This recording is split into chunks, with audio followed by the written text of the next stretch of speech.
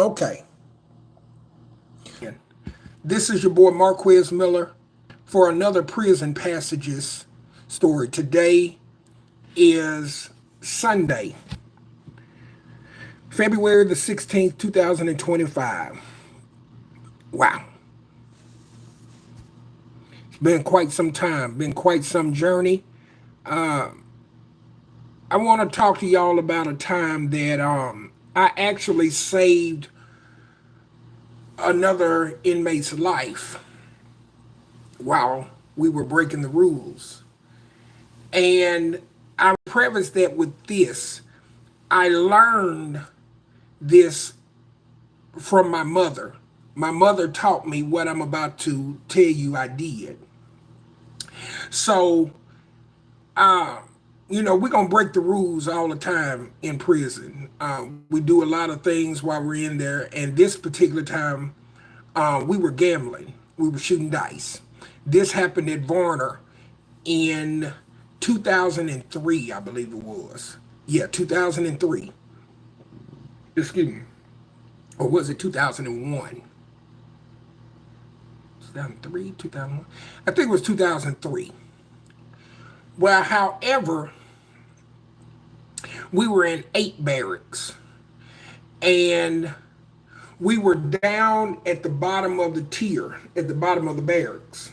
And we were shooting dice. And the way we had it set up was we had a blanket on the floor,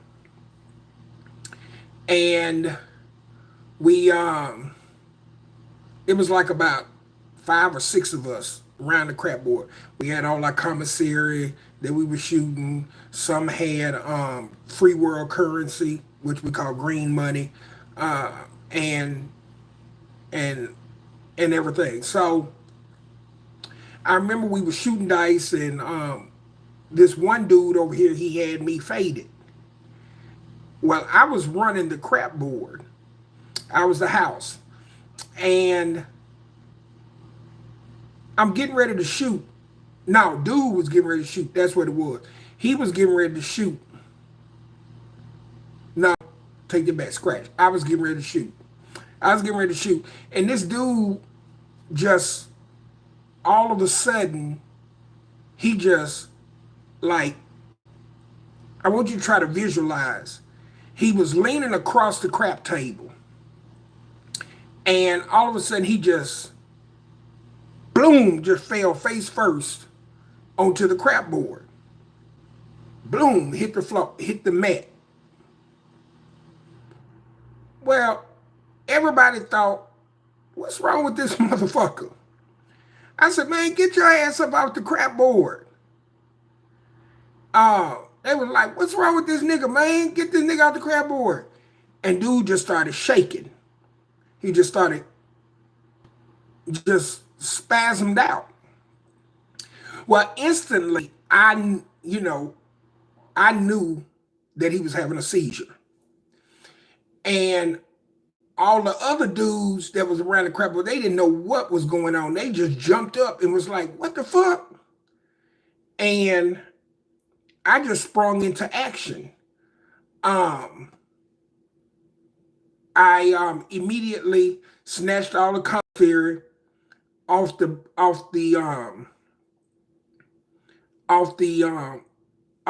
blanket, and I start rolling the blanket up. But as I'm rolling the blanket up, like with my right hand, I'm holding dude on his side. And somebody said, put him on his back, put him on his back. I said, no, you don't put him on his back. I said, you put him on his side. So I rolled the blanket up to like a pillow, and I took it and folded it under his head. And now I've got my knee in his back, but I've got him on his side. So I'm holding him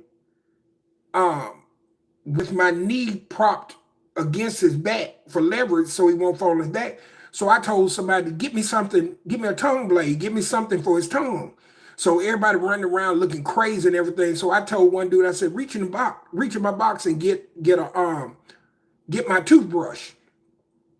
So he got my toothbrush. So I turned the handle of my toothbrush around. I'm holding the gristle part in the palm of my hand, and I took the handle part, and what I did was I clenched up under his mouth like this to squeeze to open his mouth, and I stuck the handle of the tongue blade inside of his mouth on his tongue and pulled his tongue because his tongue was curling up and he was swallowing his tongue. So I actually stuck it in there and pulled his tongue down and pressed the handle of the toothbrush down on his tongue.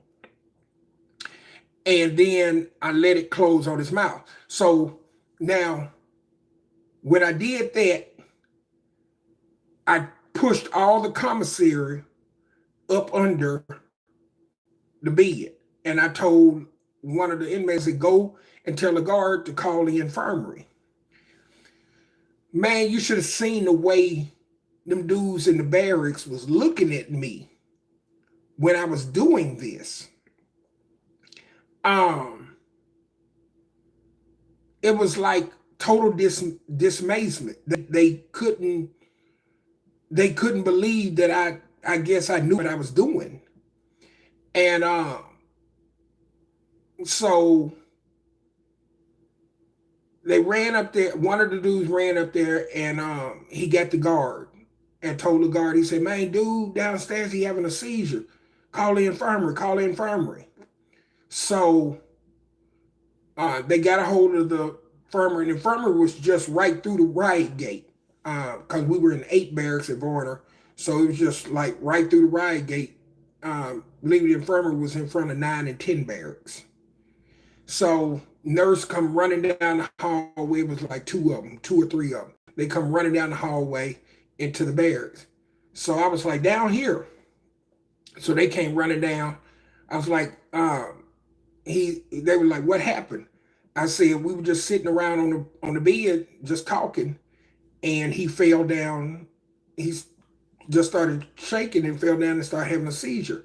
I said, I immediately grabbed the blanket, wrapped the blanket up, pushed it under his head, grabbed a toothbrush, excuse me, and opened his mouth, stuck in there as a tongue blade to hold his tongue down so he wouldn't swallow his tongue.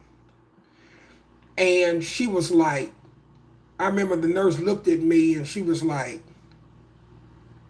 you did that all by yourself? And I was like, yes. And she was like, where did you learn how to do that? And I started laughing. And so I'm helping out. We're getting him stabilized, for one. So they bring the stretcher in to put him on the stretcher, and she's talking to me at this time. So don't think she's just talking to me and we've forgotten about dude on the floor. So as the stretcher comes in, she's checking his vitals, first of all, and all that. And she was like, where did you learn how to do that? I said, well, my mom's boyfriend was epileptic, and he would have seizures from time to time. And I said, I was probably about like 15 years old. And she, one time when he had a seizure, she called me in the room. And she said, you need to see this. And at first it kind of like, I'm like, what is wrong with him? Why is he flopping like that? She said he's having what's called a seizure. She said, you need to learn what to do so if I'm not ever here and you're faced with having to save his life, then you'll know exactly what to do. So I said, that's how I learned it. I said, I've seen him have, that I can remember 3 seizures, my mom's boyfriend, and 2 of them, the last 2, she made me do the work on him. And it was, man, when I tell y'all this, taking, for what I was in prison for, taking a life is one thing, but actually knowing that you saved a life is a total different, uh, it's totally different. You know, we were in there shooting dice. We were basically breaking the rules. And to know that you're in the right place at the right time for this particular situation where this inmate could have possibly died had it not been for you, it's extremely rewarding. It's extremely fulfilling because had I not been in there and no one in there knew exactly what to do, they probably would have just left dude on the floor. They probably would have just jumped up. Had they been shooting dice without me being there, they probably would have just jumped up and just ran and got away from him and probably just left him there flopping around like a fish, and he probably would have suffered severe injury from his head hitting the floor, hitting that concrete, or he probably would have died. Uh,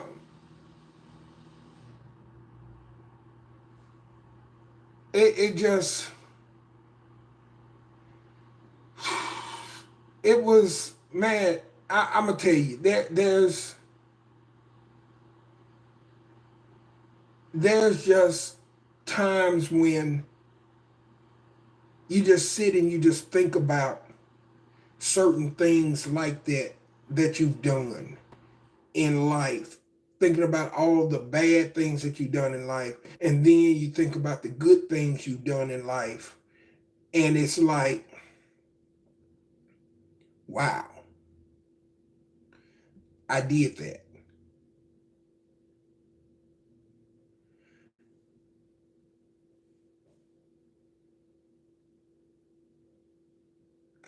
I mean, it's just rewarding.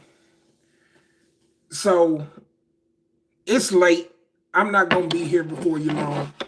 I just wanted to bring you this little short about 15-minute prison passage where um, I do remember that particular incident and wanted to speak on that particular incident and and so forth. It kind of works with me because I actually remember it. I had forgotten about it. Um, but even though I want to say that to say this, even though we're in prison and we're in there or a lot of us are in there for breaking the law, because some people are in there for crimes that they did not commit. But for those of us that I can speak of that actually broke the law and committed the crimes, we're not all harsh people. Um, we have a heart. We we can react humanely in situations when needed be, when necessary. So with that being said, I appreciate y'all for tuning in. This is your boy Marquez Miller for another story of prison passages. Y'all take care, and as I always say, God bless your hearts and all your parts.